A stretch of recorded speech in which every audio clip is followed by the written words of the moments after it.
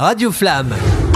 Dernière chronique de la saison. Donc petite chronique surprise aujourd'hui qui va changer un petit peu de ce qu'on fait habituellement puisque je vous ai préparé un petit quiz. Donc avec une dizaine de questions et en fait on va revenir sur des notions que j'ai déjà évoquées sur mes dernières chroniques, des choses un petit peu rigolotes, voilà. Alors, on y va ? On y va, c'est parti. L'idée c'est que ce soit aussi ludique. Donc voilà, vous n'hésitez pas à rigoler un petit peu autour de tout ça. Hein. Oh bah, Alors par contre, ma première question, elle est super difficile. On va commencer par la question la plus difficile du quiz, sans rire. Quelle est la différence entre socialisation et sociabilisation? Alors, on cherche une définition.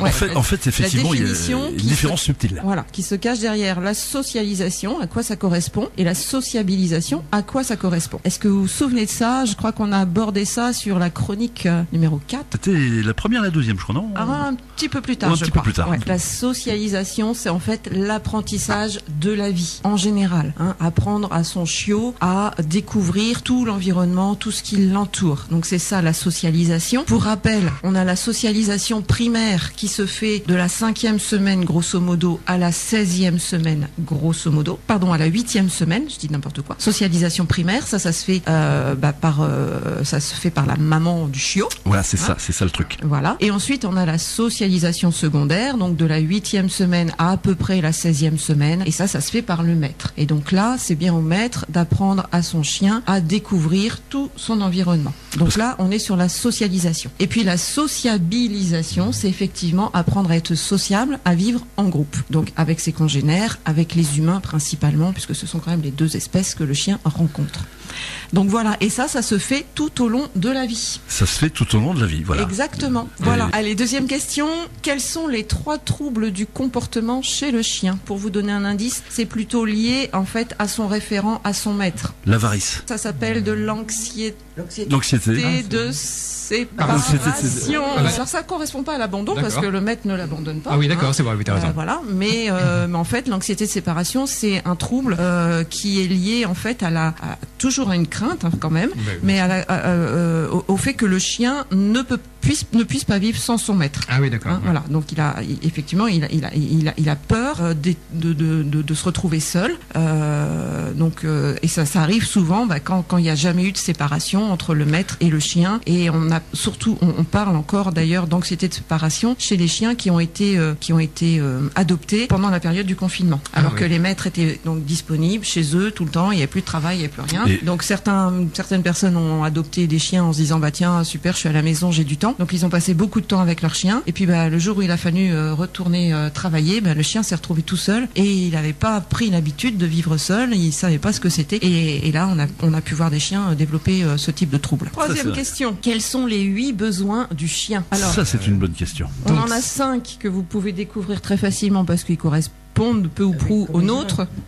Et puis il y en a 3 qui peuvent souvent être à l'origine de troubles du comportement. Alors manger, boire, on est d'accord. Voilà. Manger, boire, on est d'accord. Il a pris le plus facile. Le sommeil, dormir, effectivement. Donc c'est Anne qui l'a dit ça. C'est Anne qui l'a dit. C'est vrai que les chiens sont des animaux d'habitude. Donc ils aiment avoir des habitudes, mais ce n'est pas un besoin essentiel. La notion d'habitude. On est dans le besoin essentiel. Donc on a dit manger, boire, dormir. Alors dépenses physiques. Quand on dit dépenses physiques et dépenses psychologiques, psychiques, mentales, exactement. Oui, il a besoin de jouer aussi, voilà. Etc. Ouais. Tout ce qui est jeu, tout ce qui est mastication. Donc ça compte. C'est un besoin essentiel. Mais ça compte un seul besoin, quoi. Ah non, 2 besoins. Non, 2 besoins. Dépenses physiques, dépenses mentales. Donc 2 besoins. Un besoin de relation sociale avec ses congénères. Ça, c'est le 7e besoin. Et on a oublié le 8e, qui est un besoin de reproduction. Question suivante. Quelles sont les 5 récompenses possibles? La caresse. La caresse, Anne va répondre. La croquette. Alors, de façon générale, la nourriture, la friandise, la voix, oui, exactement. La voix, voilà. Exactement. Et nous en manque 2. Le jeu, non? Le jeu, très bien. Pensez à la récompense suprême pour le chien. C'est qu'est-ce qu'il aime le plus? Plus que tout. Aller se promener, je suppose. Être libre.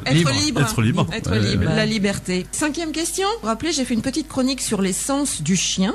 Les sens. Les fameux sens, les 5 sens. Voilà. Comme Camille 5 sens.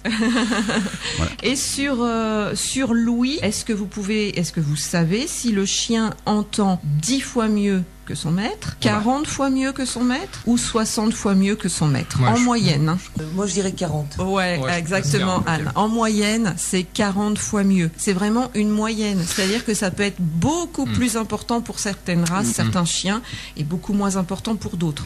Mais de mémoire, il oriente pas ses oreilles? Il oriente ses oreilles, C'est oui. ce que tu m'avais dit, ça. Oui, tout à fait. Oui, il oriente ses oreilles. Et un chien avec des oreilles pointues, élevées, potentiellement entend mieux que le chien qui a les oreilles rabattues. Puis l'âge peut faire aussi qu'ils deviennent sourds. Hein. Je suis en train de m'apercevoir que je vous ai dit des bêtises tout à l'heure. Je vous ai parlé de l'ouïe. Je vous ai dit que le chien entendait 40 fois plus que... Mais non, c'est pas l'ouïe, c'est l'odorat. C'est l'odorat. L'odorat, oui. Il sent 40 fois plus que l'humain. Ah, moi j'avais compris 40%. Non, 40 fois plus. 40 fois plus. Ah oui, voilà. oui. Et on est bien sur de l'odorat. Excusez-moi, autant pour moi. C'est son odorat qui est 40 fois. Non, c'est surtout l'odorat, c'est génial. Ouais. Alors, donc moi je veux pas dire de bêtises, j'aime pas ça. Il nous reste 3 questions. 3 questions. Parmi les races que je vais vous citer maintenant, donnez-moi les 3 races de chiens géants. Le Schnauzer. Attendez, je vous fais des propositions. Pardon. Le Léonberg, le Pinscher, le Cocker, le Dog allemand, le Bouvier bernois, le Berger australien. Je crois les 3 derniers, il me semble. Alors le Dog allemand, c'est bon. Donc le Bouvier, le Dog allemand. Alors, est-ce qu'on peut rappeler les autres races? Ouais, on avait le Berger australien, le Cocker, le Pinscher et le Léonberg. Alors le Léonberg, je connais pas. Le Léonberg, allez. Eh ben exactement. C'est le Léonberg, c'est une race géante. Gros chien, poil long, museau assez avancé, assez massif. Alors ensuite, facile. Que veut dire? Alors j'ai 2 propositions à vous faire. Que veut dire SPA? Soins palliatifs animaux, Société protectrice des animaux. SPA, tout le monde le sait, Société protectrice des animaux. Et heureusement qu'ils sont là. Qui œuvre beaucoup pour la cause animale. Et effectivement, heureusement qu'ils sont là. Dernière question. Quelle est la durée de vie moyenne d'un chien? Donc j'ai 3 propositions. J'ai 3 propositions à faire. Alors durée de vie moyenne d'un chien, toute race confondue, toute race confondue, toute taille confondue. 8 ans, 11 ans, 13 ans. 11 ans. Moi, j'aurais dit bravo 13. Anne. Exactement, c'est 11 ans. 11 ans, pas plus que ça. Alors. En durée moyenne. Durée moyenne. Voilà, durée moyenne. Non, les chiens de race, ne vivent pas forcément moins longtemps. C'est une question de taille. Les petits chiens ont une durée de vie plus importante. Moi, je pensais que c'était les chiens. D'accord. Ah donc petits, et les grands, d'accord. Voilà. Et les grands meurent plus tôt que les petits. J'avais entendu qu'ils ont l'estomac qui se retourne. Oui, sur les grands chiens, notamment les chiens géants dont on parlait tout à l'heure. Les Danois, les trucs comme ça. Voilà. C'est vraiment la maladie chez eux. Donc il faut faire très attention à ne pas les nourrir, les nourrir plusieurs fois par jour, de façon à pas avoir une surcharge pondérale. Et puis surtout ne pas leur faire d'activité après le repas. Oui. Voilà. Mais c'est vrai que le chien, lui, il s'écoute pas. Faut faire attention à lui parce que lui, il joue. Lui, lui joue et ça va très très vite. Donc il faut vraiment si on voit son chien en difficulté, mal, il faut vraiment intervenir rapidement. Au final, tu nous as posé plein de questions, mais moi j'en ai une quand même de taille, c'est le cas de le dire. Alors toi, est-ce que tu es plus chien grande taille ou chien petite taille? Moi, ma préférence va au chien de grande taille. Ah, ok, ouais. Voilà. Est-ce que tu peux... À titre personnel. Non, mais en fait, c'est juste une question de feeling. En fait, moi, j'ai adopté mon premier chien qui est un labrador. D'accord. Je devais l'accueillir pour une dizaine de jours en tant que famille d'accueil. Et puis, il y a un truc qui s'est passé avec ce chien et donc j'ai décidé de l'adopter. Il s'avère que c'est un chien de grande taille. Ensuite, j'ai adopté un chiot croisé Léonberg, chien géant, et Golden Retriever. Il s'avère que c'est un chien de grande taille. Puis, je pense que du coup, je vais plus facilement vers les grands chiens.